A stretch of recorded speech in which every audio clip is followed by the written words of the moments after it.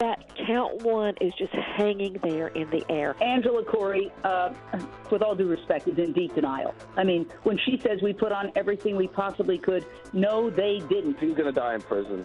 Mission accomplished. I don't know. I don't know what trying the case would do. It's my firm belief if the roles were reversed and a black youth gunned down a 45-year-old white software creator that was unarmed, we wouldn't even be talking. It'd be over.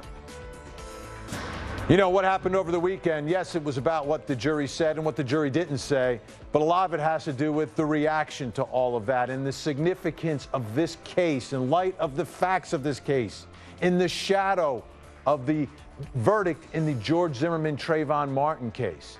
And everybody going in thought this one was a lot stronger. Well, it wasn't an acquittal, ladies and gentlemen. It was not an acquittal. It's just 12 people couldn't agree as to what happened. Let me bring in my legal dream team today. Criminal defense attorney Kelly Sandin. She's in Chicago. Judge Alex Ferrer from the syndicated Judge Alex Show. He's in Miami, where it's much warmer. And criminal defense attorney Tanya Miller with me here in studio. Great to have everyone here. Let me go around the horn first.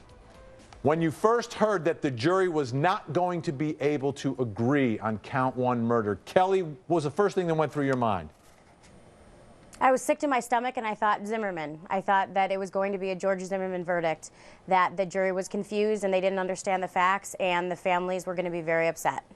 Judge Alex, what's the first thing that you're thinking at the moment you realize, and it sort of trickled out throughout the day, but you realize the jury's not going to be able to reach a verdict?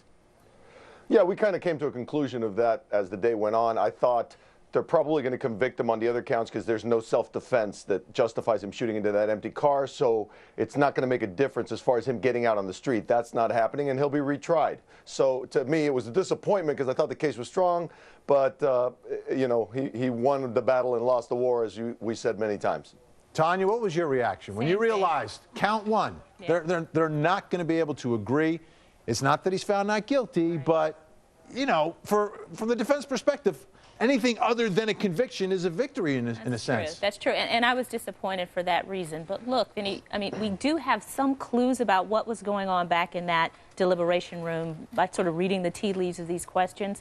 But we don't really know what happened yet. We don't know what the split was. You know, we don't know that there weren't people who were torn between first degree and second degree. Perhaps there were one or two people who thought self-defense was appropriate. We don't know how big a role or how many people back there bought this self-defense thing. So until I know that, I can't really get outraged yet. I want to know what happened, and I want to hear from these jurors. All right. So